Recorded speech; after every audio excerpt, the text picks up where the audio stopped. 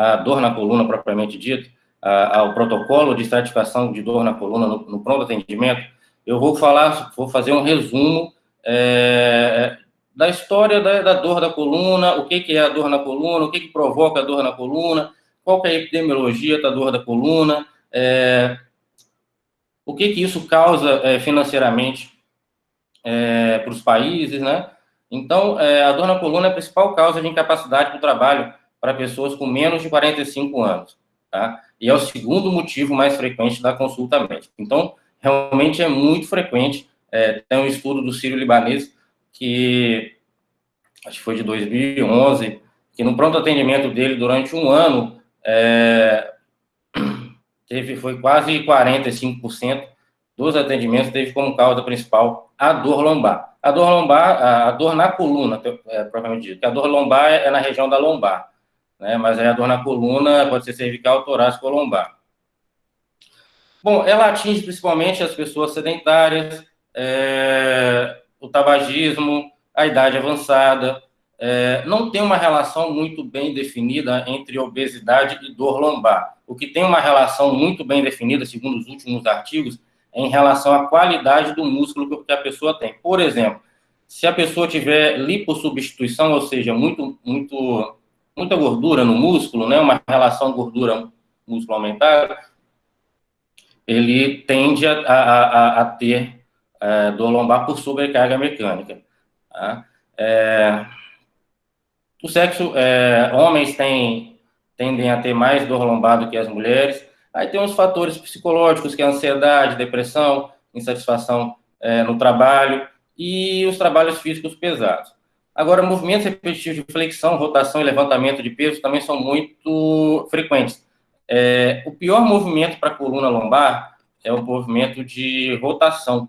Ele faz um cisalhamento da coluna, da unidade vertebral. O segundo pior é a flexão. Força demais a coluna anterior. Esse slide eu acho muito interessante, porque ele mostra a relação da postura, enfim, com a pressão no disco, né? Então, quanto maior a pressão, maior o desgaste no disco. Então, você vê aqui o primeiro, deixa eu ver se tem como eu colocar aquele... Não tem. Quando você está deitado, de barriga para cima, né, é onde você exerce menos pressão no disco, né, e depois deitado de barriga de lado, né. O que eu sempre falo barriga para cima, barriga de lado, estou acostumado a falar assim para o paciente entender, né.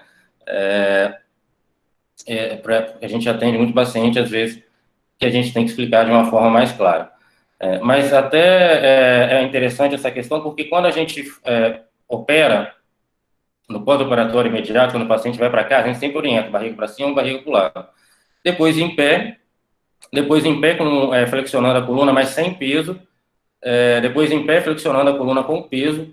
Então, repara bem que essa postura de em pé, flexionando a coluna com peso, é o que a gente costuma fazer em casa, às vezes, arrumando a casa, vai fazer alguma reformazinha, você acaba pegando o peso com a coluna flexionada. Isso, ao longo dos anos, isso é muito prejudicial à coluna. Isso vai levando ao desgaste, pouquinho, até levar um desgaste maior na coluna. E aí, sentado, com a coluna reta, exerce menos carga que em pé, com a coluna flexionada, e a gente vai seguindo. O pior que tem é quando você está sentado com a coluna flexionada e pegando peso, né? Mas repara que nas situações que a gente mais sobrecarrega a coluna são as situações do dia a dia, que é o trabalhador braçal, que é a pessoa do escritório que fica muito tempo sentado. A pessoa do escritório, além de ficar sentada, muitas das vezes com a coluna flexionada, ele faz a rotação da coluna, às vezes para pegar um documento na mesa do lado, sei lá. Então, quando faz esse movimento da flexão mais a rotação, isso de pouco a pouco vai levando ao desgaste na coluna. Aí tem como classificar a dor na coluna lombar, né? A aguda é até 4 semanas, a subaguda de 4 a 12 e a crônica é acima de 3 meses, né? De 3 a 6 meses. Classificação etiológica. Tem a lombalgia inespecífica e específica. É importante frisar nesse quadro que a inespecífica ela é mais de 80% das causas de lombalgia. A gente não consegue identificar a causa da dor. Geralmente é uma dor mecânica, né, da musculatura paravertebral, que envolve a coluna, né, na região posterior. Mas, geralmente, 80% dos casos é inespecífico. E quando a gente sabe a causa, descobre, pode ser por uma estenose. A estenose é o estreitamento, né, do canal lombar. Espondilolistese é uma palavra que vem do grego, que significa escorregamento da vértebra. A própria hérnia e o etc. aqui são as doenças de menor, que a gente acha menos no dia a dia, né?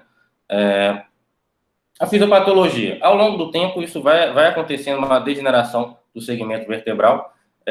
Os estudos falam que desde quando a gente nasce, a gente já vai desgastando o disco, né? Obviamente que quando a gente é jovem, o disco ele é muito bom e a gente não sente dor, né? Por isso que é muito raro a criança sentir dor, a não ser quando tem alguma má formação, enfim, mas é muito raro a criança em si sentir dor na coluna, tá? Os mecanismos de dor, que eu vou explicar mais para frente, e os fatores psicossociais estão cada vez mais em voga no estudo da dor da coluna. Isso que eu decidi trazer para vocês aqui, quando vocês pegarem um paciente desse no pronto-socorro, já tem estudo comprovando que ansiedade, depressão, isso pode agravar a dor lombar. E também insatisfação com o trabalho, sobrecarga de trabalho. Então, isso pode agravar. Às vezes, também tem um paciente que não quer sarar, isso eu vou explicar mais para frente. Tá? Então, os fatores psicossociais estão cada dia mais importantes no tratamento da dor da coluna.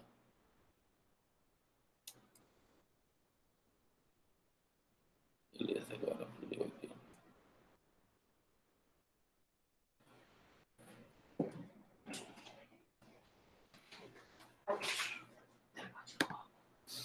Tá, aqui deu um problema aqui vou apresentar assim mesmo, depois a gente volta. Aqui é o segmento vertebral, que eu acho muito importante a gente colocar para a gente entender o que é a coluna. Né? O segmento vertebral ele consiste na vértebra superior, que é essa aqui, na vértebra inferior, que é essa aqui, e o disco aqui no meio, tá? O disco intervertebral. Isso aqui seria a medula, e aqui, esse amarelinho, a raiz que sai da medula, né? Então, qual que é a função do disco? A função do disco é absorver o impacto. A função do disco... eu costumo fazer uma analogia com os meus pacientes, lógico que é muito mais complicado do que isso, mas o disco, ele funciona como se fosse um amortecedor de um carro. E ele só que esse amortecedor ele é hidratado, ele tem água por dentro, né? Então, quando desidrata, com o tempo isso vai desidratando. E quando ele desidrata, ele perde essa função de amortecer o impacto. Isso leva a sobrecarga das estruturas da unidade vertebral, né? Podendo inflamar o osso, a região da faceta. A faceta é a articulação posterior da coluna, que seria essa aqui. Então, a coluna tem a região anterior, que tem o disco, que funciona como articulação, e as articulações facetárias são na região posterior, que eu vou falar mais na frente. Mas o importante saber da unidade vertebral é isso, né? A unidade vertebral é o menor segmento funcional da coluna, né? Que é a vértebra em cima, a vértebra superior, a vértebra inferior e o disco no meio, né? E o nervo saindo aqui pelo forame intervertebral, tá? Em relação à degeneração discal, 30% das pessoas, né, apresentam alteração no exame da ressonância magnética. Isso é muito importante frisar. Por quê? Nem sempre, na verdade, existe uma dissociação exame físico com exame de imagem muito grande. Então, na maioria das vezes, você vai ver o paciente que tem um problema na coluna, que é uma degeneração, mas ele não tem dor. Ou aquela dor que ele tem não é referente àquela alteração que ele tem. Então, é muito importante tomar cuidado com os exames de imagem. Tanto é que tem um outro estudo que fala que 37% das pessoas, ao longo da vida, vão ter protusão ou hérnia, enfim. Então, quer dizer, quase 60% da população vai ter, mas muito menos, mas quando ocorre a dor, isso é a porcentagem é muito menor. Tá? Então, tem que tomar cuidado com a dissociação em exame de imagem com exame físico, né? Por isso, você tem que saber fazer um exame físico muito bem feito. Até para poder diferenciar, às vezes, a dor é na topografia da coluna ali, mas é em outro local, no rim, por exemplo. Então, e aí esse quadro aqui fala justamente sobre a questão anterior. Por exemplo, dos 15 a 35 anos, se você for fazer um estudo de imagem, 10% da população vai ter alguma alteração. O que não significa que ele vai ter dor, mas ele tem uma alteração. Agora, em mais de 50 anos, 85% das pessoas vão ter. Então, e isso vai subindo. Obviamente, quando a gente vai ficando, vai envelhecendo, essas alterações, elas inflamam, né, e podem provocar vários processos, a cascata degenerativa, e pode provocar dor. Mas nem sempre. Aqui no meu consultório mesmo, eu sempre pego o paciente acima dos 60 anos, geralmente, e na grande maioria ele tem até um problema na coluna, mas esse problema não é a causa da dor. Aí o paciente entra naquela causa que eu comentei anteriormente, das causas inespecíficas, tá? Que são as causas que a gente não sabe, de fato, a origem da dor, mas que muito provavelmente é da musculatura paravertebral. Esse quadro aqui, eu coloquei mais para a gente fazer uma reflexão. Quando a gente vai tratar o paciente com a dor lombar, não é só a dor lombar que é o problema, vamos dizer assim, né? Às vezes o paciente tem alguma manifestação psicológica, tem algum problema social, social não, de trabalho. E aí, quando a gente vai tratar esse paciente, a gente tem que conversar bastante com ele, principalmente se for um paciente cirúrgico. Por quê? Se o paciente for um dos pacientes que estejam nessa região aqui no centro, não adianta a gente tentar tratar, nem tentar operar, porque a gente vai resolver a questão do problema da coluna, mas vai ficar o problema social, o problema do trabalho. Então, esse paciente provavelmente não vai melhorar. Então, isso foi evoluindo ao longo do tempo. Já vem de algum tempo, desde, sei lá, deve ter uns 20 anos essa questão psicossocial, que também que agora ela faz parte do tratamento da coluna. Ou seja, a gente não pode tratar só a patologia. Tem essa questão social que atrapalha bastante o tratamento. Às vezes a gente evita de fazer uma cirurgia, o paciente tem todas as indicações absolutas, vamos dizer assim, de cirurgia, mas se ele tiver algum problema social grave ou um problema de trabalho grave, a gente evita, às vezes, até operar, porque é um paciente que tem uma chance muito grande de não melhorar, tá? De não melhorar a dor. Conforme eu falei antes, né, a causa só pode ser determinada em apenas 12 a 15% dos pacientes, o restante a gente não consegue. Aí, no diagnóstico, né, os princípios do diagnóstico. Tem que fazer um exame físico muito bem feito, e aí depois você tem que ver se a origem se a origem da dor é mecânica, inflamatória, infecciosa, neoplásica, enfim. Aí, a partir daí, a gente pede os exames complementares. E aí, são perguntas que você tem que fazer no exame físico, na anamnese, né? Tem evidência de alguma doença sistêmica ou de doença neurológica e, conforme falei anteriormente, a questão dos fatores sociais ou psicológicos, né? Tem que investigar direitinho isso aí, porque isso pode estar agravando o caso. Bom, tem que fazer a caracterização da dor, se é uma dor mecânica ou não mecânica, e o que eu acho muito importante, quem vai atender no pronto-socorro, que não é especialista, saber essa questão aqui dos sinais de alerta, que eu vou falar melhor mais para frente. Que é a dor noturna, febre, emagrecimento, história de doença neoplásica anterior e perda injustificada de peso. Então, as red flags, são as bandeiras vermelhas, são os sinais de alerta, né? Quando tem qualquer sinal de alerta desse, a gente está fazendo um protocolo para o atendimento do paciente com dor lombar lá para o Hospital Santa Mônica, para o serviço de especialização de ortopedia e traumatologia do Hospital Santa Mônica, que é inspirado no protocolo de atendimento ao paciente com dor lombar do Hospital Sírio-Libanês. E o protocolo, ele leva essa questão aqui das bandeiras vermelhas. Se tiver qualquer sinal desse, você tem que obrigatoriamente encaminhar para o especialista em coluna, né? Porque quando tem sinal de alerta, a gente tem que pesquisar mais a fundo. Mas eu não gosto muito desses quadrinhos grandes, de texto grande em slide, mas eu vou só dar uma resumida aqui, tá? Então, os sinais e sintomas, né? Alteração esfincteriana, fraqueza motora. Essa alteração esfincteriana, ela pode ser uma síndrome da cauda equina, que eu vou falar mais para frente. O traumatismo é um sinal de alerta. A idade menor que 18 anos, vocês lembram que eu falei anteriormente, que é muito difícil, criança, enfim, e adolescente, né? Ter dor na coluna. Se tem uma criança não, né? Uma pessoa com menos de 18 anos, com dor na coluna, uma dor forte, esse é um sinal de alerta, tá? Usuário de droga intravenosa, isso fala muito em questão de discite, de alguma infecção na coluna. AIDS, enfim, doenças sistêmicas, doenças inflamatórias.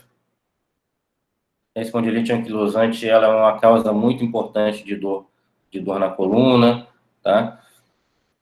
Vamos lá. Peraí, que eu fiz errado aqui. Bom, e aqui, isso já está no protocolo do Sírio-Libanês e está no nosso protocolo aqui também do Hospital Santa Mônica, dos residentes, né? Que é a questão dos fatores psicológicos. Como eu falei anteriormente, é muito importante a gente tentar investigar esses fatores psicológicos em cada paciente, porque às vezes você dá o remédio e a dor não passa.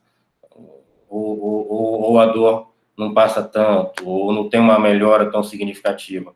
Então, é muito importante, por isso que eu estou frisando bastante com vocês aqui a questão dos fatores psicológicos também. E a ansiedade, a depressão, isolamento social. Agora, em relação ao isolamento social, com essa questão do Covid, né, principalmente lá no Santa Mônica, está tendo bastante, as pessoas estão ficando, os pacientes ficam isolados lá nas enfermarias, né? Muitos deles, os familiares não vêm visitá-los. Então, a questão do isolamento social, isso provoca, em quem já tem uma dor, enfim, já tem um problema, isso piora a dor. Isso a gente tem visto lá. Eu tenho respondido vários pareceres em relação à dor na coluna nos pacientes que tinham uma dor na coluna controlada, mas como estão isolados, bastante ansiosos, alguns com depressão, essa dor na coluna explodiu, ficando até mais forte do que a dor torácica, enfim, que esses pacientes com Covid costumam ter, né? Então, o isolamento social é muito importante. A dor crônica pré-existente, é sabido que a dor crônica, ela tem uma relação muito próxima com a depressão, autoproteção excessiva, pensamentos exagerados sobre situação, é aquele paciente que às vezes exagera, e percepção depreciativa da sua saúde, enfim, abuso de medicamentos também, muito importante.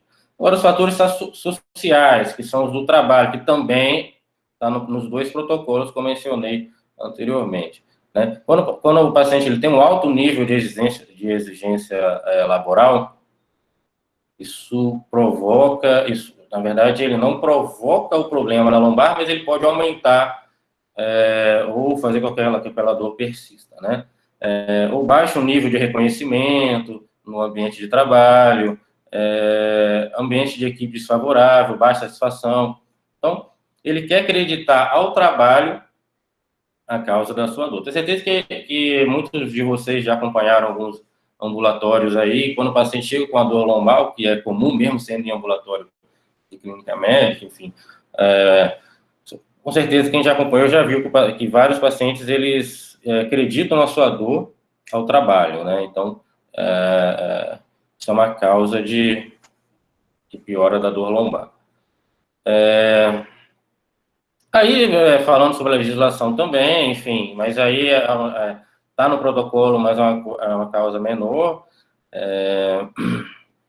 Bom, aí o paciente chega lá no pronto-socorro, tem que fazer o exame físico, né? Tem que ver se a amplitude dos movimentos, tem que fazer a flexão da coluna lombar, flexão e extensão. Tem que ver se tem dor na flexão. Por exemplo, se tem dor na flexão, geralmente é um problema no disco. Se tem dor na extensão da coluna lombar, geralmente é um problema da faceta. Tem que fazer a rotação da coluna e a inclinação, tanto da lombar quanto da cervical. Tá? O exame de sensibilidade, que eu vou falar mais para frente, o exame de força também, que eu vou falar mais para frente, o reflexo e testes especiais. Bom, aí agora, a ida no pronto-socorro é muito frequente, pacientes que têm dor lombar, mas dentre os pacientes que têm dor lombar, o mais frequente é a hérnia de disco. Tá? Então, vou falar um pouquinho aqui sobre a hérnia de disco para vocês entenderem melhor. Tá? Vamos lá. A hérnia de disco é o seguinte.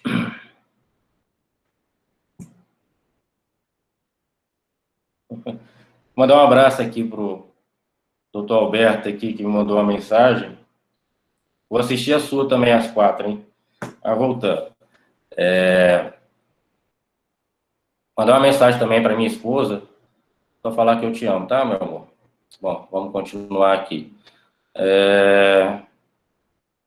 Bom, o que é a hérnia de disco, né? O conceito diz o seguinte, é o extravasamento do conteúdo do disco, tá certo? Para o interior do canal. Então, o disco, ele tem o núcleo pulposo, que é o interior dele, e em volta dele o ânulo fibroso. Se tem alguma lesão das fibras do ânulo fibroso, aí existem diversas causas que não é o foco aqui falar sobre essas causas, né? Mas se tem uma lesão das fibras do ânulo fibroso, esse conteúdo do disco, o conteúdo do núcleo pulposo, ele vai extravasando, tá certo? E ele vai extravasando até pegar, e aí ele pode apertar esse nervo, né? Essa raiz, a raiz que sai da medula. Quando isso acontece, aí acontece a sintomatologia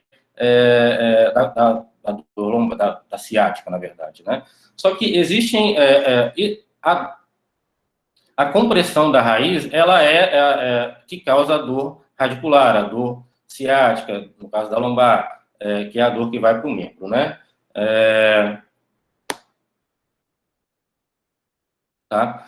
Só que a dor axial, a dor na coluna, ela também é provocada por alterações dos mediadores inflamatórios quando acontece essa lesão do ânulo fibroso. Tá? Então, tem alteração, tem uma alteração dos mediadores inflamatórios e alteração dos fatores bioquímicos também, nessa região. Tem uma liberação, só para resumir, que é muito extenso, mas tem uma liberação nessa região de interleucina 1, 6 e TNF. Então, quando acontece essa liberação de interleucinas, ocorre uma inflamação local grande, que isso dá, no final das contas, a origem à dor axial lombar, que é a dor lombar propriamente dita. E a cervical também, é o mesmo processo, né? Esse quadro é muito importante, por quê?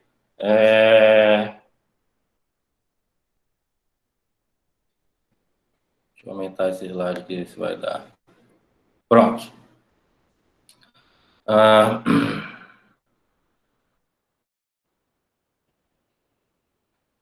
Isso aqui é muito importante, por quê? Quando chegar no pronto-socorro, o paciente com dor lombar, é importante você fazer o exame físico, né? Então, quando o paciente tem um problema, uma hérnia de disco que ele relata, ou que ele não relata, mas tem sintomas aqui, tem que pensar em hérnia de disco.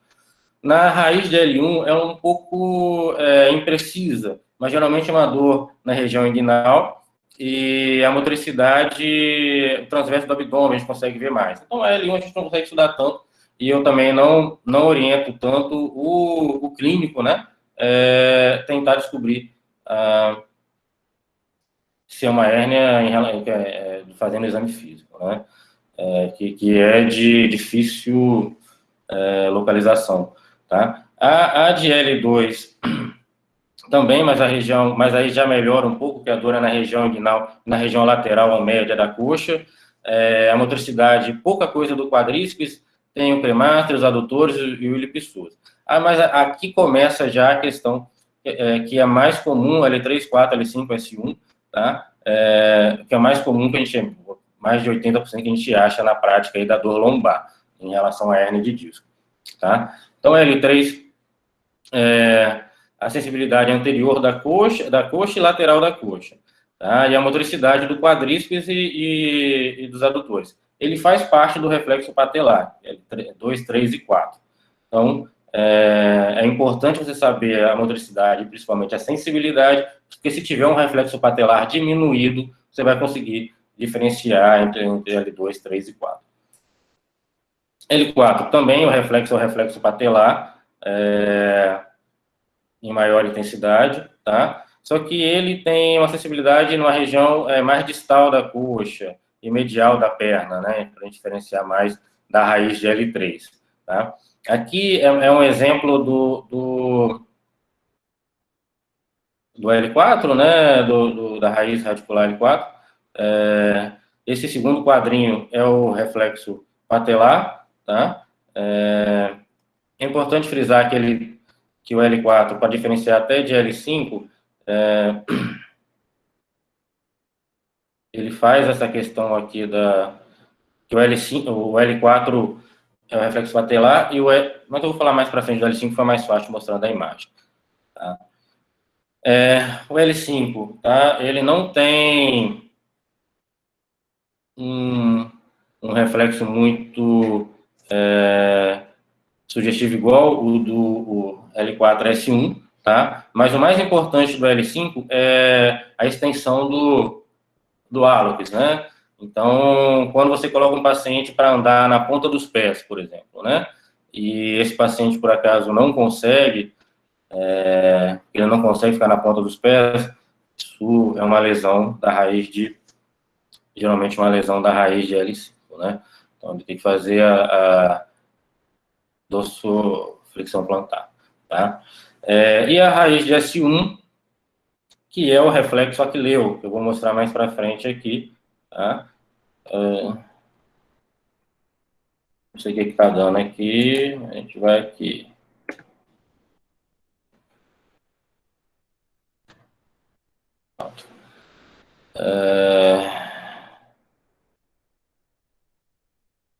Esse aqui é o IL5, tá? Que é o extensor longo do hálux, que ele é importante, por isso que é importante no exame físico a gente fazer um movimento de pedir para o paciente, na verdade, estender o hálux, e fazer esse movimento contra a força também, você colocar força, tem que ver se ele tem resistência à força que você coloca, a gravidade, ao próprio peso do dedo, né? Então, são escalas que a gente faz no consultório, né? Que a gente estratifica a lesão do nervo, né? Mas no pronto-socorro, se o paciente ele tem essa dificuldade em fazer a extensão do hálux, já é muito sugestivo de uma lesão da raiz de L5, tá? Aqui são os dermátomos, né? Essa aula eu acho que ela vai ficar disponível para vocês aí. Eu não vou me ater muito isso aqui é coisa mais de especialista, mas é importante saber a questão dos dermátomos também, mas sim, quando for fazer um estudo mais avançado do paciente. Aqui é muito importante essa figura aqui, que eu vou até ter umas perguntinhas no final aí, que tem algumas delas tem relação com essa figura aqui. É o seguinte, na coluna lombar, que é o mais comum da gente ver no pronto-socorro, em relação à localização da hérnia, a hérnia ela pode ser central, basicamente, ela tem várias localizações, mas mais central ou extraforaminal, né? Foraminal ou extraforaminal, tá? Quando é uma hérnia mais central, tá? Ou seja, do recesso lateral, tá? Essa hérnia vai pegar a raiz transeunte, ou seja, a raiz que desce. Por exemplo, se tem uma hérnia entre L4 e L5, tá? Igual essa figura está mostrando. E a raiz, e é uma hérnia mais central, vocês estão percebendo aí. Vai pegar essa raiz transeunte, que é a raiz de L5. Então, toda vez que na coluna lombar, se for uma hérnia L3, L4 central, vai pegar a raiz de L4. Sempre, vamos para chutar assim, a vértebra de baixo, por exemplo, L2, L3 pega de L3. Porém, se for uma raiz se for uma hérnia que sai, que ela pega mais lateral, aí ela vai pegar a raiz emergente. Vamos supor que essa hérnia que está aqui, ela fosse mais lateral. Aí ela iria pegar a raiz de L4. Tá? Então, sempre que for uma hérnia, ou lateral, que eu digo foraminal ou extraforaminal, né? Então, se for uma hérnia foraminal ou extraforaminal, ela pega a raiz de cima, vamos dizer assim, a raiz de emergente. E sempre que for uma hérnia mais central, ela pega a raiz transeunte. Tá? Isso é muito importante também, porque às vezes a gente vê às vezes o paciente leva a ressonância para o pronto-socorro, tem uma hérnia no nível L4, L5, por exemplo, e a gente não entende porque está dando em algum paciente da sintomatologia em trajeto de L4, em outros da sintomatologia em trajeto de L5. Então, é muito importante a gente saber essa relação entre a localização da hérnia com a localização da raiz, tá? Tá, e aí, aqui é outra classificação de hérnia de disco, eu quis trazer uma ressonância para vocês entenderem bem, quando se chegar algum paciente com uma ressonância, né, para vocês entenderem, pelo menos o básico da ressonância, né. Então, nessa primeira imagem à esquerda, bom, a classificação da hérnia, vou falar, ela pode ser protusa, extrusa, sequestrada ou migrada. Vamos falar em relação à hérnia protusa. Quando o fragmento herniado, a base dele é maior do que a projeção dessa hérnia para dentro do canal medular, tá bom? Então, se a gente for analisar aqui nessa imagem, a primeira da esquerda, a hérnia protusa, tem bom, vou explicar o que a gente está vendo aqui. É uma ressonância, né, em T2, plano sagital, que a gente consegue ver, eu não estou conseguindo colocar por aqui.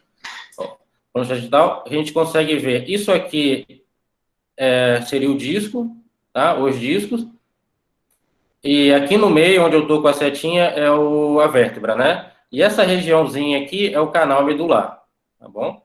Então,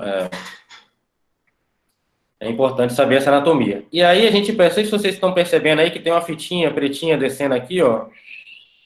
Isso aqui é o ligamento longitudinal posterior. E aqui subindo aqui, ó, é o ligamento longitudinal anterior, tá? É sabido que o disco, para ser um disco saudável, né, ele tem que ser hidratado. E a hidratação aqui em T2, ele é clarinho por dentro. Então, a gente vê que está clarinho aqui, nesse disco, né? No disco de cima também tá clarinho, mas no último disco aqui, que é o disco L5, S1, né? Esse disco aqui, ele tá negro. Então, isso é uma característica de inflamação, de desidratação do disco.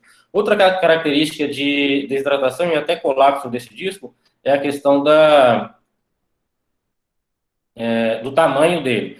O disco, ele vai aumentando de tamanho de cima para baixo, ou seja, crânio caudal. Então, se a gente percebe que o disco de baixo ele está menor, né, está mais fino que o de cima, significa que esse disco já está entrando em colapso, né, esse disco já está bastante desidratado. Então, esse disco também está menor do que o de cima.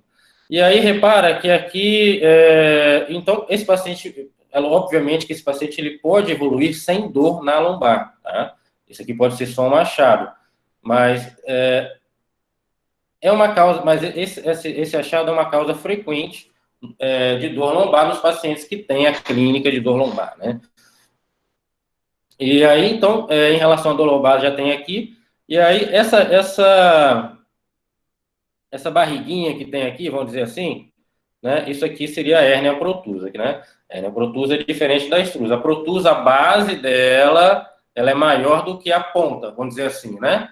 Diferente da extrusa, que eu vou explicar aqui no lado, né? A extrusa, o fragmento herniano, né? A ponta dela é maior do que a basezinha aqui. A da extrusa é aqui do lado. Tá, e esse corte aqui é o corte axial, já demonstrando aqui a hérnia aqui dentro, né?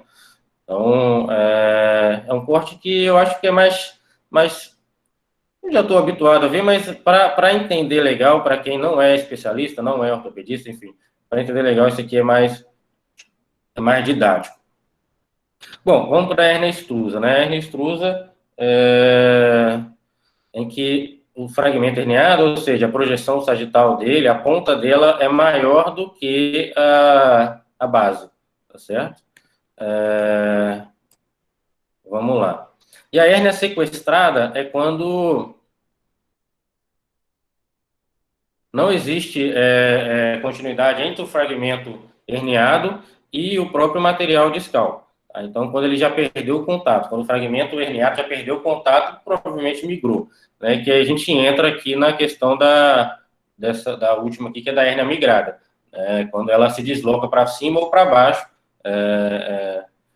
dependendo de ser sequestrado ou não, tá? Mas aí, essa imagem aqui também, ela é muito boa, mostrando o que eu falei anteriormente, né? O disco aqui, outro disco. Esses dois discos aqui estão hidratados, né? Estão clarinhos por dentro. Uma dica para vocês aqui, sempre quando começa aqui na coluna, sempre não, porque tem algumas... na medicina e no amor, né? Não existe nem sempre, nem nunca, né? Mas, na maioria das vezes, quando chega aqui na coluna lombar, a não ser que tenha alguma malformação, enfim, na coluna sacral. Os discos da coluna sacral, eles são fusionados, entendeu? São bem fininhos, eles são fusionados. Então, quando você tem o último disco, assim, mais gordinho, vamos dizer assim, estou falando dessa forma para vocês entenderem melhor, tá?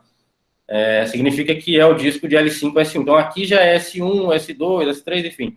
Então, esse disco, como falei anteriormente, para a gente nomear o disco, a gente sempre fala o nome da vértebra de cima e da vértebra de baixo. Por isso que chama-se disco intervertebral, tá? Então, é o disco de L5 e S1, esse disco aqui, né? Então, repara que é o disco 5, 4, L3, L4, que é esse aqui, está hidratado. O disco L4, L5, que é esse aqui, está hidratado. O disco L5, S1, ele está desidratado. Ele está menor que o disco de cima, então ele está no processo degenerativo mais avançado, tá? Ele tem essa pontinha aqui, que é a parte da hérnia, e essa aqui embaixo que migrou para inferior, tá? Então, essa hérnia está migrando para inferior.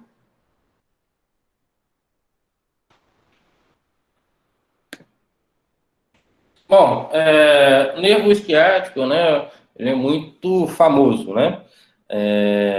Em que consiste o nervo isquiático, né? Ele é a junção de algumas raízes lombares e sacrais, e eles se juntam na região ali a posterior, próximo ao piriforme, né? Posterior à articulação sacroiliaca, mais lateral um pouquinho, e aí forma o nervo isquiático, né? Que é o famoso nervo que dá a dor ciática, né? Então, se a gente tem alguma compressão a nível de coluna, por exemplo, se tem uma compressão da raiz de S1, ele vai dar sintomatologia ciática, né? Se for de L4, também vai dar sintomatologia ciática, porque ele faz parte do grupo de nervos que formam o nervo isquiático, tá bom? Isso aqui, e não era para estar aqui, era para estar lá atrás. Eu falei dos reflexos, né? Mas o reflexo de S1, ele é muito importante, que é o reflexo aquileu. Coloca o paciente deitado, aí você vê nesse segundo quadradinho aí, bate com o martelinho. Então, se tiver diminuído esse reflexo, se tiver uma hiporreflexia, isso vai dar lesão, isso significa que é uma lesão do S1, do raiz radicular de S1, tá? Essa relação disco-raiz foi o que eu comentei anteriormente com vocês, vou comentar de novo, porque é muito importante, tá? Na coluna lombar, quando você tem uma hérnia mais de canal, mais posteromedial, posterolateral ou de recesso, não são hérnias mais centrais, vamos dizer assim, geralmente essa hérnia, ela causa compressão na raiz transeunte, ou seja, se for num nervo, no segmento L4, L5, uma hérnia mais central vai pegar a raiz de L5, né, que é a raiz transeunte, é a raiz que desce, né, que passa. Agora, se for uma hérnia muito lateral, foraminal, extraforaminal, né, isso vai pegar a raiz de emergência, a raiz que emerge, a raiz que sai nesse próprio forame, que é a de L4, a de cima. No caso, L4, L5 é de cima, né? Então, acho que isso ficou bem explicado, tá? Aqui é só uma imagem demonstrando uma hérnia. Aí, eu não sei, eu vou fazer umas perguntas no final, mas essa aqui é bastante interessante, né? Diante do exposto, diante do que foi explicado, olhando só essa imagem, só um exercício, uma atividade, o que o pessoal acha? Se é extrusa, se é protusa, se é migrada, se é sequestrada, o que o pessoal acha dessa hérnia aqui, tá? De L4 e L5. E aqui nessa imagem é interessante vou comentar de novo para vocês fixarem bem como avaliar uma ressonância da coluna lombar, tá? Repara que nos segmentos da coluna mais inferiores, os discos eles estão fusionados, então isso já é coluna sacral. Então esse último disco gordinho, né, vamos dizer assim, clarinho que aparece, é o último disco da coluna lombar, que é o da transição tóraco-lombar, que é o disco L5-S1. Então essa é uma marcação anatômica muito importante para a gente. Isso é o básico do básico do básico do básico de exame de imagem, tanto raio-x quanto ressonância, para a gente saber em qual nível que a gente está olhando, ou qual nível que vai ser operado, enfim. E repara que nesse disco L4, L5, o disco está negro, né, está desidratado, enfim. É isso. Eu não consigo, não sei se o pessoal está respondendo, mas aí depois, no final, eu vejo as respostas, ver se o pessoal acertou. Tá? Então, na hernia de disco, o que você tem que fazer no pronto-socorro? Aliviar a dor, né? E essa reabilitação funcional, tratar a causa, aí você já manda para o especialista, tá? Como aliviar a dor, eu vou explicar aqui o protocolo que eu falei com vocês aqui já, tá? Mas geralmente é um repouso, 2 a 3 dias. O repouso prolongado, os estudos falam isso. O repouso prolongado piora a dor lombar. Então, esse paciente ele tem que voltar às suas atividades diárias normais, fazer uma atividade física, fortalecimento da musculatura paravertebral, musculatura abdominal, pélvica, cintura escapular. Ele tem que voltar para as suas atividades habituais e fortalecer a musculatura, mas isso aí é fortalecer com cuidado, né?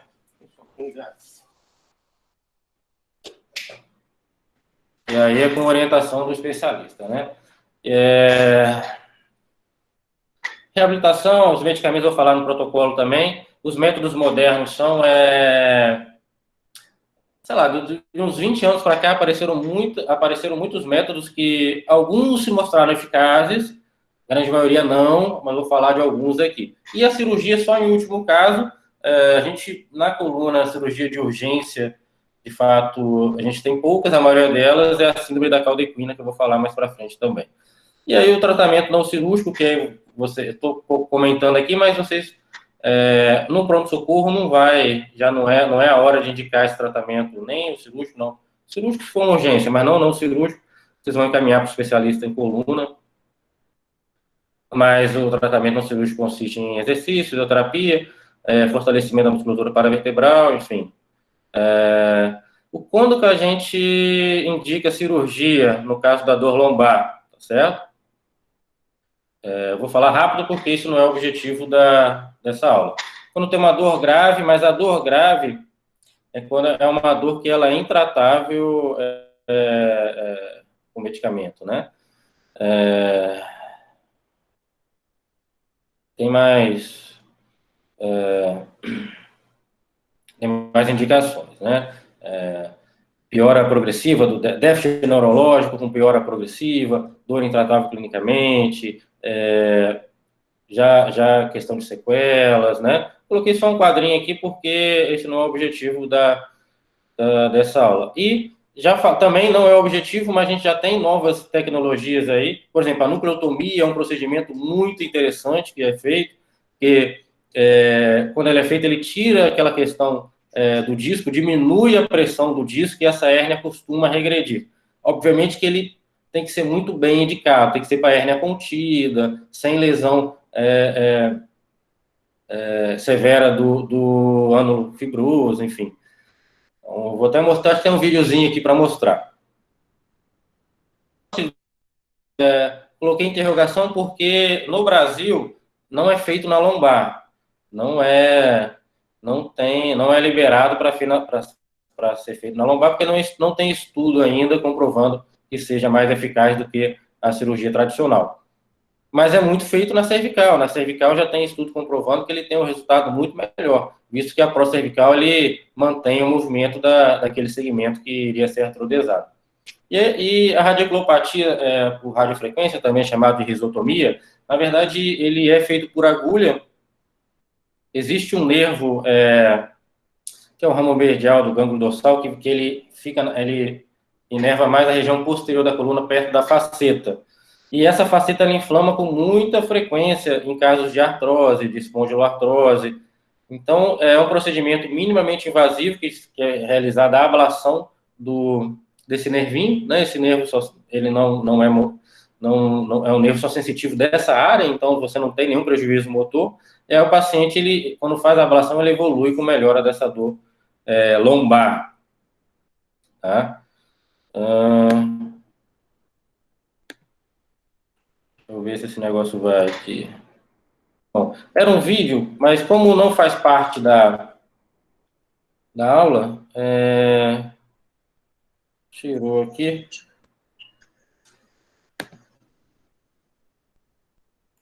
Tá?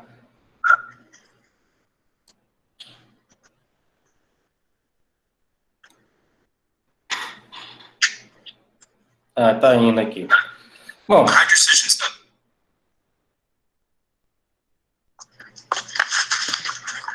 eu vou tirar.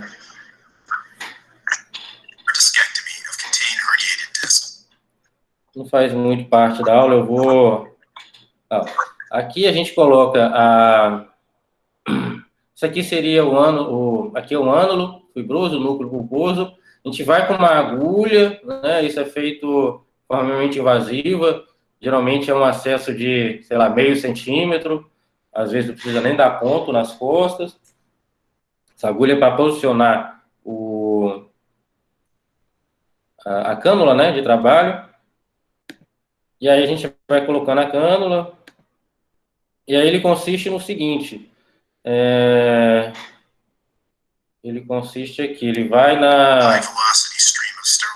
tirando parte do núcleo pulposo, né? E aí, quando você vai tirando, aquela pressão que tem no disco ali, essa pressão ela vai diminuindo, tá? E aí ela teoricamente regride, né? É um procedimento que já tem comprovação científica, mas ele tem que ser usado com bastante parcimônia, né? Porque ele tem indicação bastante específica. Às vezes, se você usar num paciente que não tem uma indicação bastante específica, isso pode piorar a dor lombar dele, pode piorar a hérnia dele, tá? Então, tem que ser usado com bastante parcimônia. Em relação à risotomia facetária, é o que eu comentei antes, né? A gente coloca várias agulhas que na ponta ela faz uma ablação nesse nervo, né? Que é o nervo, o ramo medial do gânglio dorsal, que esse nervo inerva somente essa região posterior da faceta, enfim, que é uma região bastante dolorosa, tem bastante terminação nervosa. Então, a gente, fazendo a ablação desse nervo, a gente consegue melhorar bastante a dor da coluna do paciente. Obviamente que é esse procedimento ele tem sido indicado, às vezes, até de forma exagerada, aí isso, ao longo do tempo, até diminuiu um pouco a eficácia dele, mas se for um procedimento indicado, bem indicado, com a indicação precisa, ele costuma ter um bom resultado também, tá? Em muitos pacientes, dor lombar é frequentemente... Aí a risotomia que a gente faz é o seguinte, é para pegar esse nervinho aqui, né? E aí, deixa eu ver, aí você vai colocar a agulha, e esse eletrodo ele vai fazer essa ablação aí. Cauteriza o ramo medial. Tá? Com o ramo medial cauterizado, o cérebro, então, não mais recebe sinais dolorosos e a dor lombar é reduzida? Mais ou menos, a gente faz, geralmente faz na lombar, pelo menos, como é uma inervação cruzada, a gente faz pelo menos 2 níveis. Tá? E as direções futuras, né, que seriam as terapias biológicas, BMP, enfim. Agora vamos falar propriamente dito do protocolo, tá? É um protocolo para abordagem e tratamento de pacientes com dor lombar aguda e ciática no pronto atendimento, no caso desse protocolo do Hospital Santa Mônica, mas esse protocolo foi inspirado no protocolo do Hospital Sírio-Libanês. Então, a gente teve que mudar algumas coisinhas aqui em Imperatriz, devido à própria natureza da cidade, natureza que eu digo, o próprio ambiente da cidade e o próprio hospital também, a gente teve que adequar algumas diretrizes aqui, tá? Esse protocolo ainda não está 100% pronto, vocês, na verdade, são os primeiros a verem. Vamos lá. Qual que é o objetivo do protocolo? Bom, como eu falei anteriormente, eu não gosto muito de slide de texto grande, mas como é um protocolo, o protocolo é texto, né? Mas o objetivo é estabelecer um protocolo para a conduta do tratamento de emergência, o protocolo de indicação de exames complementares, internação e alta, e, principalmente, organizar de forma rápida e lógica a avaliação desse paciente, sempre usando, obviamente, as melhores evidências da literatura atual, segurança, enfim, e também orientar esse paciente que, em relação ao problema que ele tem na coluna, para justamente evitar o retorno dele ao pronto-socorro, tá? ou uma internação. Tá?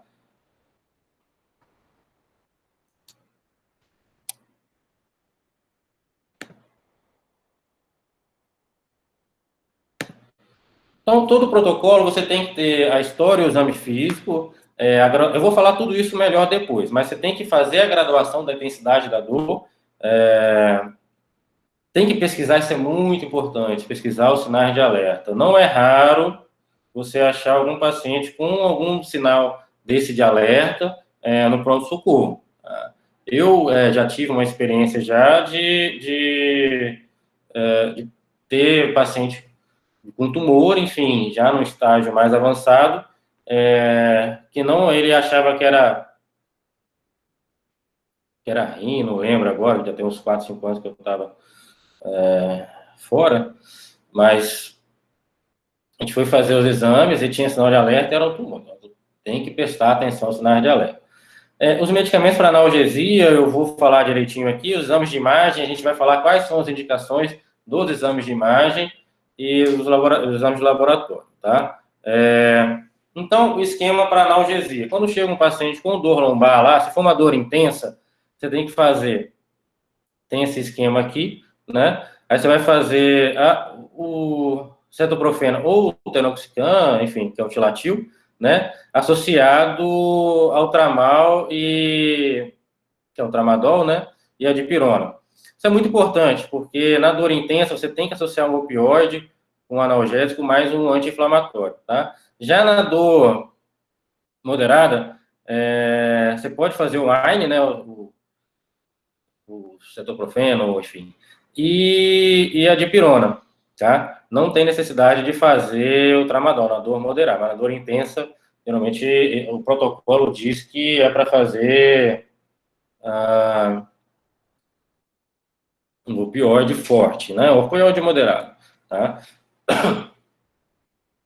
E aí, a opção para prescrição de medicamento para uso domiciliar. Sempre a gente passa o inibidor da COX-2, eu gosto muito do celecoxib, tem o etoricoxib também, tá? E se for uma dor intensa, a gente vai ter que passar o opioide, que é o tramadol, no máximo 400 miligramas por dia, tá? E um miorrelaxante. Eu gosto bastante do Miozan, que é a ciclobenzaprima, de 10 miligramas. Gosto que ele também dá um pouquinho de sono, e aí o paciente relaxa mais, tá? Se tiver algum problema no estômago, você passa o omeprazol também. Então, para dor moderada, você segue o mesmo raciocínio, mas tira o opioide. A dor leve é só um analgésico e um AINE, tá?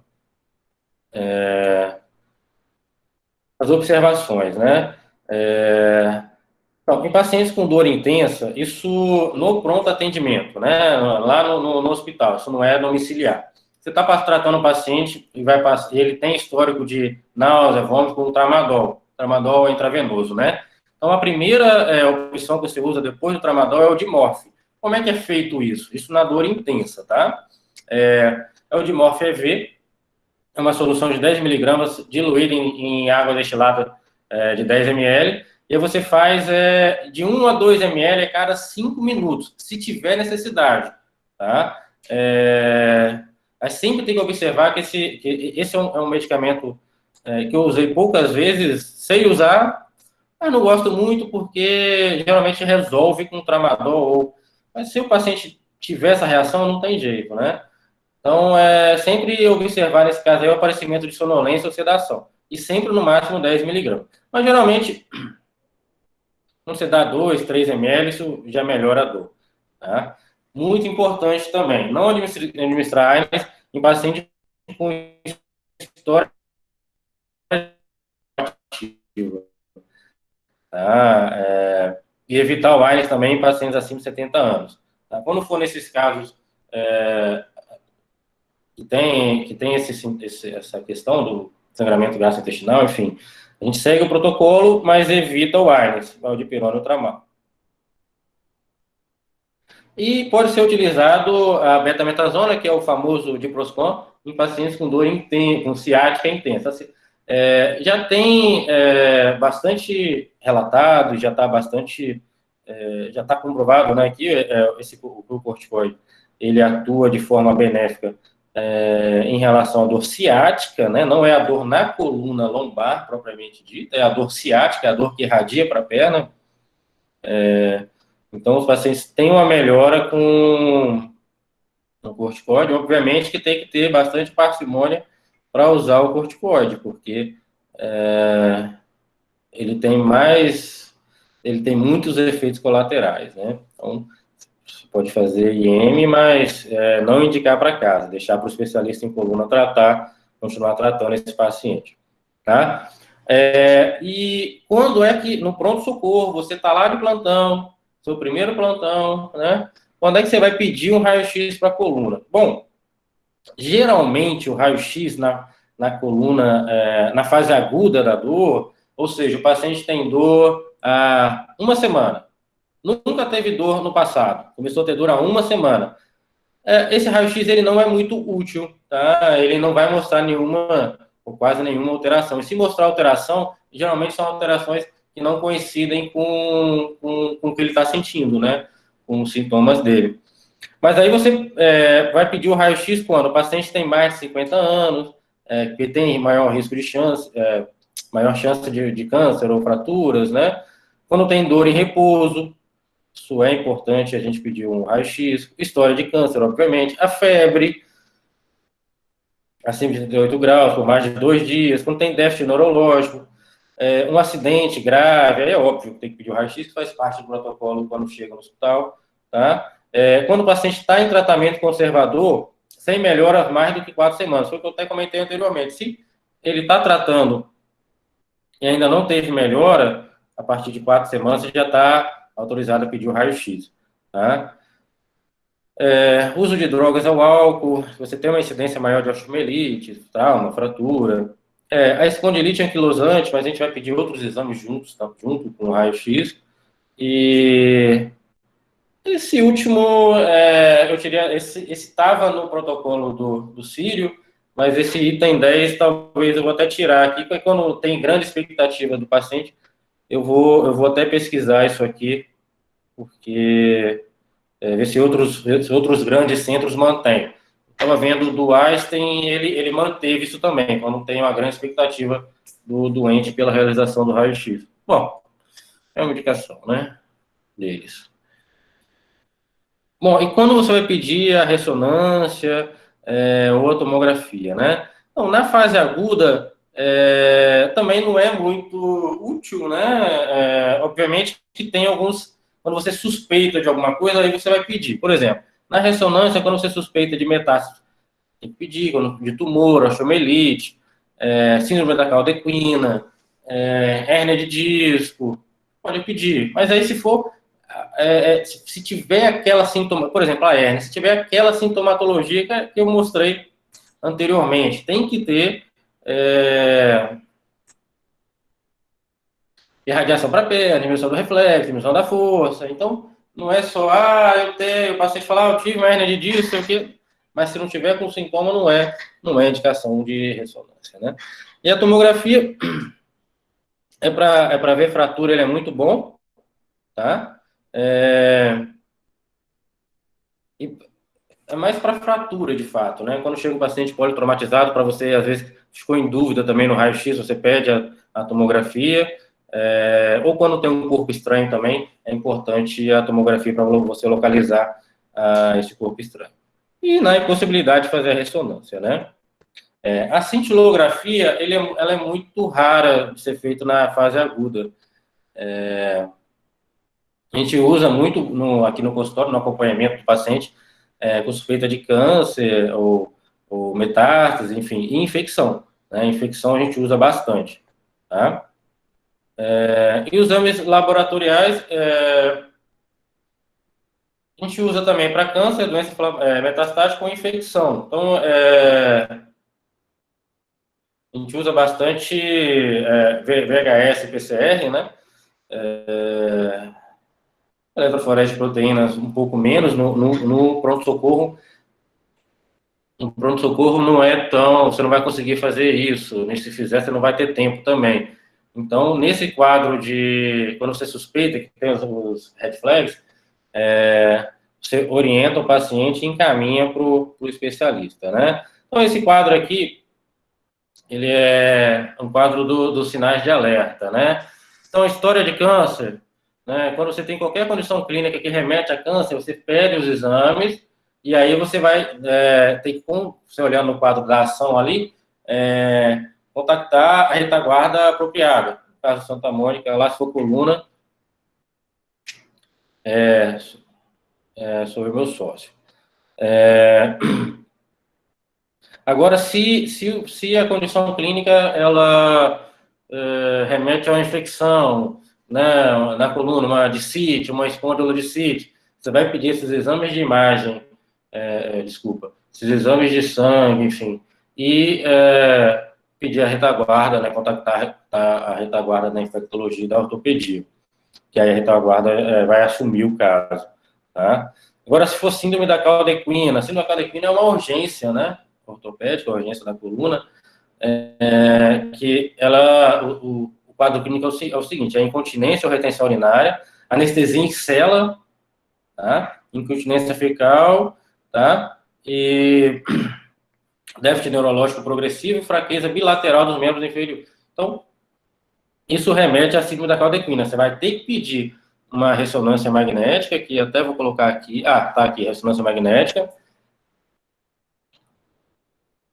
E contatar a retaguarda aqui da ortopedia. Tá? A fratura também, quando remete à fratura, você tem que contatar a retaguarda da ortopedia.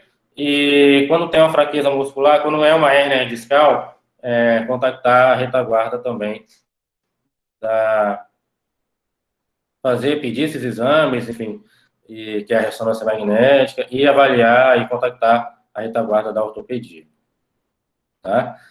Alguns lembretes em relação... Então, esse é o protocolo, né? O fluxograma é muito grande, eu não quis colocar aqui para não atrasar a aula, enfim, mas é um fluxograma bem simples, né? Que qualquer um pode guardar no celular. Apareceu algum paciente com dor na coluna lombar, com esse protocolo, o profissional, o médico recém-formado, ele vai saber desde o início, o manejo e até o final, né, do que vai fazer com esse paciente, né? Você vai encaminhar, vai pedir exame. Ele tem que ter em mente, justamente, tem que fazer o exame físico bem feito. Se fizer, aí não tem como. Mas fazendo o exame físico bem feito, ele vai direcionar para fratura, para hérnia, para infecção, enfim. Então, com esse protocolo, ele deixa o paciente, na verdade, o recém-formado, praticamente totalmente apto para para o manejo do paciente com dor lombar no pronto-socorro, tá bom? Então, lembrete, falei anteriormente, a gente vai falar de novo, evitar utilizar a AINE em pacientes com antecedente de sangramento gastrointestinal. Em pacientes grávidas com dor de pequena intensidade, a droga de primeira escolha é o paracetamol. E no primeiro e segundo trimestre de gestação, já é considerado o uso seguro do naproxeno ou ibuprofeno, mas de curta duração, tá bom? E a dor lombar pode necessitar do uso de opioide e hospitalização, mas aí você tem que contatar o obstetra dela, né? Mas isso aqui já pode ser utilizado de imóvel, isso aqui você já vai contactar o especialista que está na retaguarda do hospital, né? Quando está amamentando, paracetamol é uma droga compatível com o aleitamento, e se for extremamente necessário o uso de AINES, né? Orientar para ser ingerido logo após a amamentação, ou no período mais longo entre as mamadas, né? O tramadol, ele pode desencadear a náuseas e vômitos, é bastante comum, tá? E uma dose de 10 miligramas de morfina tem um poder analgésico de 30 a 100 miligramas por via oral. A forma de calor local, ela não tem muita evidência científica, mas pode ser usado, tá bom? Não, então é isso, né? Isso aqui foi o protocolo, tá certo? Já acabou o protocolo. São alguns lembretes, que todo protocolo no final tem que ter esses lembretes, que são as exceções à regra, né? Exceções ao protocolo. E aí agora eu gostaria de fazer algumas perguntas. Vamos lá. Aí eu vou dar aqui uns 30 segundos para responder, que são perguntas mais simples, né? Bom, paciente do sexo feminino de 42 anos de idade. Ela menciona ciatalgia à direita, né, com dor até o hálux. No exame físico, encontra a diminuição da sensibilidade ao nível do hálux direito. E tem uma diminuição da força da flexão dorsal do tornozelo. Qual raiz que você suspeita? A gente mostrou esse quadro anteriormente aí.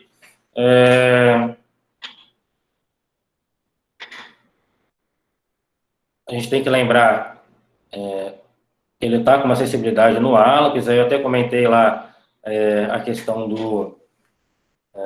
de ficar em pé, né? Ficar em pé não, da extensão do hálux. Então, essa é uma queixa bem característica quando chega aqui no consultório, quando chega no pronto-socorro também. Então, isso é para instigar o conhecimento, né? Quando chega no pronto-socorro, você já direciona o seu pensamento para hérnia, por exemplo, né? Nesse caso aqui, né?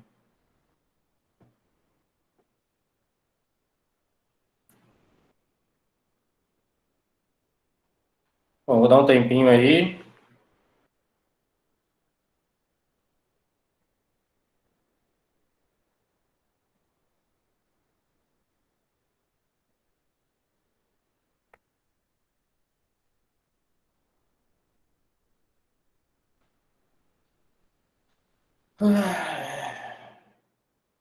Tá.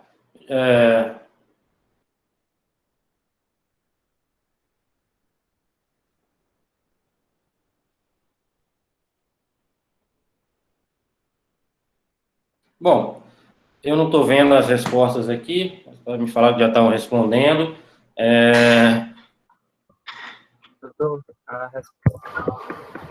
A resposta mais falada foi L5. Isso. O pessoal tá prestando atenção aí na aula. De fato, é L5, né? Ela é responsável pela extensão do hálux.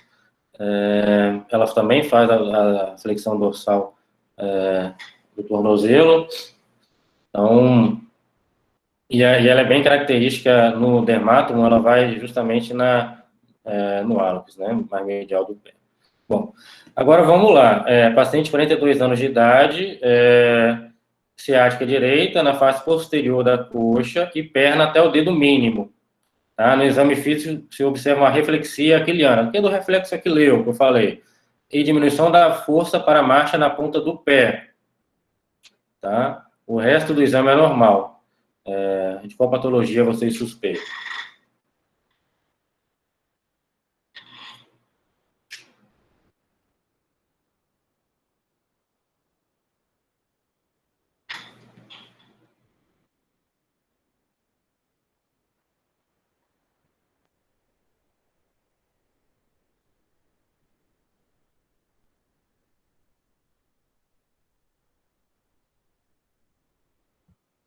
A resposta mais comentada é a letra A, lesão radicular S1 direito. Isso, exatamente, né? O reflexo ocleu, ela é do S1, né? Da raiz de S1, tá certo?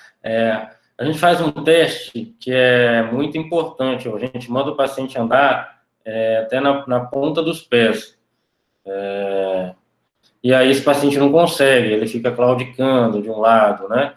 Então é um reflexo, esse é um teste muito importante. E essa lesão radicular de S1, esse quadro clínico aqui, parece até que é coisa assim de livro.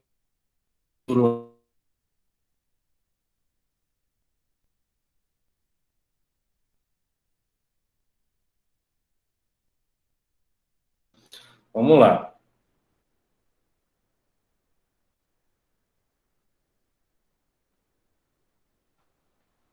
Homem de 27 anos de idade começou uma semana de forma repentina, com dor, né?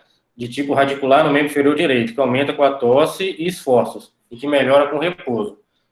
Qual patologia vocês suspeitam?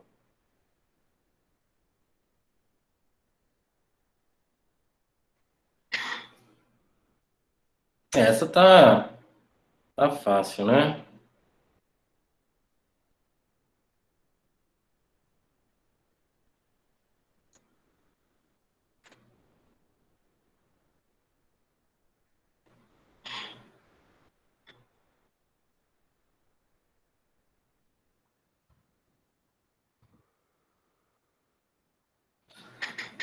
A resposta mais comentada foi a letra A.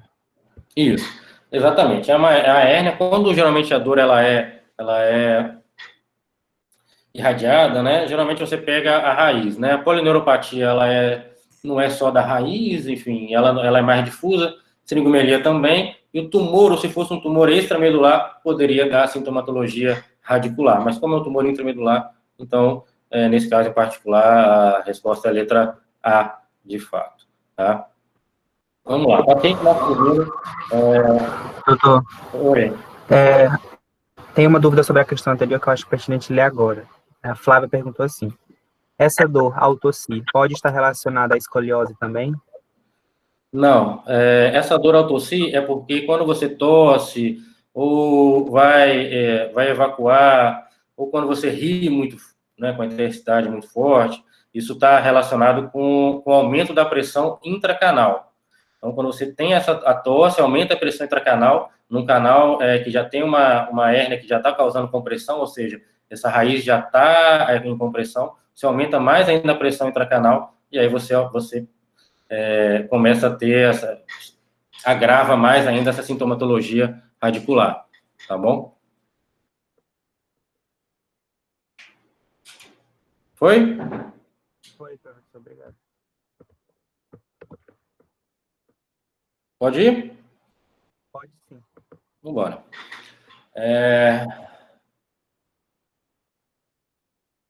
Tá. Obviamente que se tiver, voltando aqui à escoliose, se for uma escoliose de alto grau, enfim, ela pode diminuir o forame de conjugação, que é o forame por onde passa a raiz neural. Mas não está associado com a tosse, tá? Ele vai ser mais algo estático do que dinâmico, tá? Bom, vamos continuar. Paciente masculino, 40 anos, que após um esforço começa a ter dor irradiada ao membro inferior direito. Poderia corresponder a alguma hérnia. Qual estudo complementar, né, dos abaixo, você considera o mais útil para o diagnóstico da hérnia discal em um paciente com longociatalgia?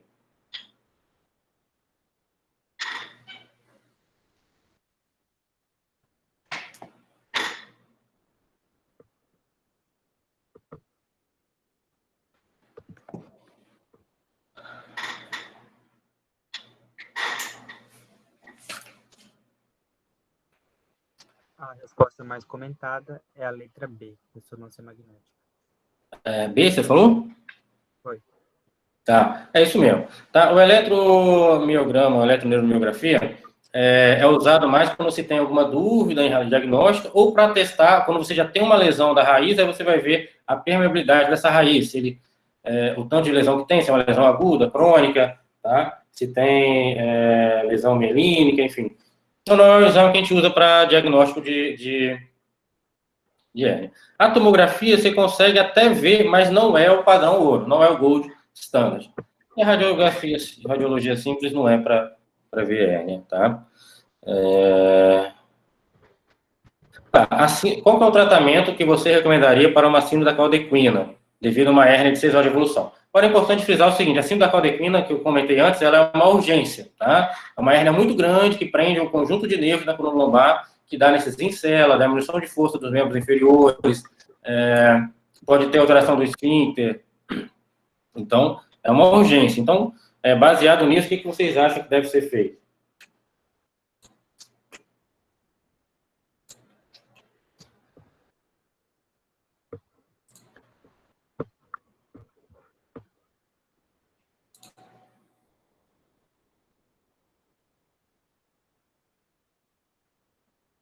Estão respondendo letra C, professor. Isso. Exatamente, é uma urgência, então isso você tem que levar, de fato, para o centro cirúrgico e fazer a liberação radicular. Aí a técnica cirúrgica não é tão interessante eu comentar aqui agora, mas tem que ser feito. Aí, se a gente for seguir o protocolo, né, você vai chamar a equipe que está de sobreaviso, né? Se fosse lá no Santa Mônica, ia ser eu, meu sócio, ia chamar a equipe, a gente ia lá e avaliar, ver se de fato né? E aí fazer o tratamento, tá? Vamos lá. Bom, paciente do sexo masculino de 42 anos vem à consulta devido a quadro de lombociatalgia esquerda há 1 semana de evolução, na região de S1. Tá. Exame clínico, né? Desestesia de S1 à direita, força normal, radiologia simples mostra um pinçamento do espaço discal L5-S1, a ressonância mostra uma hérnia lateral direito ali L5-S1. O canal raquidiano amplo, qual o tratamento você recomenda? Queria fazer uma observação aqui que só 5% das hérnias... não vou falar não, senão vai ficar mais fácil. Depois, quando responderem, eu falo.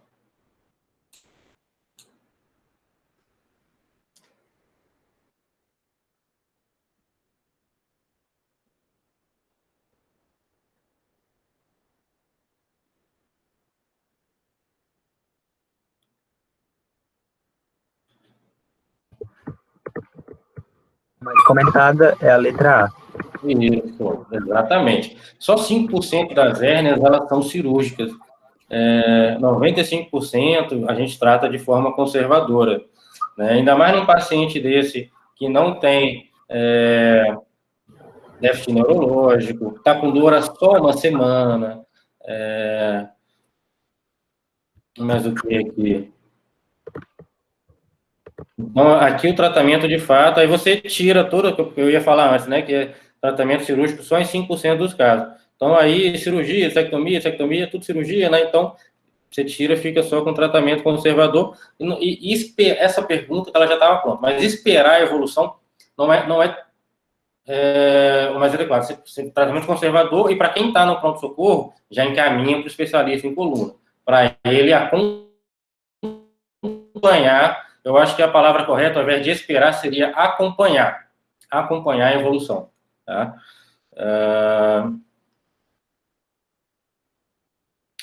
Essa aqui já é mais difícil.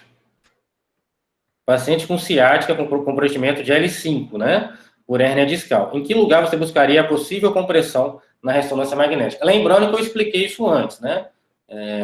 Se a hérnia ela é no canal, intracanal ou extraforaminal, enfim, que é aquela história da raiz transeunte, da raiz emergente.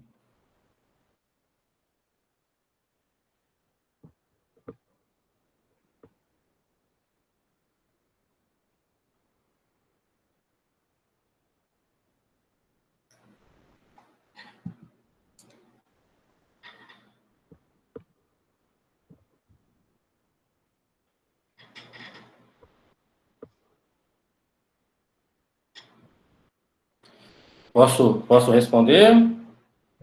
Falaram letra C. C? Isso. O pessoal prestou atenção na minha aula, então, isso aí. Geralmente, quando é raiz transeunte, ela é mais central, você vai pegar, no segmento vertebral L4, L5, por exemplo, você vai pegar o L5, né, porque é ela que está passando. Agora, quando ela é extraforaminal, você já pega a raiz de emergência, né, então, para você pegar L5 no nível L4, L5, obrigatoriamente ela tem que estar intracanal, e no nível L5, S1, ela tem que ser extraforaminal. Porque se tiver no nível L5, S1, ela tiver mais central, essa hérnia for mais central, você vai pegar o nervo de S1. Tá? Isso se confunde bastante, isso cai em prova também de residência. Tá? Porque é uma pegadinha, né? É difícil, você tem que ter domínio do assunto para poder responder isso aqui. Tá? Bom, acabou. Gostaria de agradecer pela oportunidade de poder ajudar na formação dos alunos, né? Para mim é sempre uma honra poder ajudar e estou sempre à disposição. Creio que muitos me conhecem, né? Já devido à minha clínica também, a gente tem um trabalho bastante importante aqui em Imperatriz. Há 2 anos atrás, a gente começou um serviço de residência médica em ortopedia e traumatologia ali no Hospital Santa Mônica. A gente já está na 2ª turma. Então, se alguém se interessar em fazer ortopedia aqui em Imperatriz, o hospital está de portas abertas. Geralmente, a prova a gente faz finalzinho de janeiro, iníciozinho de fevereiro, e sempre começa, é uma prova por ano, e a residência sempre começa na primeira semana de março, e são 3 anos, né? São 3 anos de residência, tá bom? E aqui tem meus contatos, quem quiser entrar em contato pode perguntar alguma coisa, tá? O e-mail da clínica, do meu pessoal e o site, tá? Então é isso. Muito obrigado. O senhor tem um tempinho para responder umas perguntas?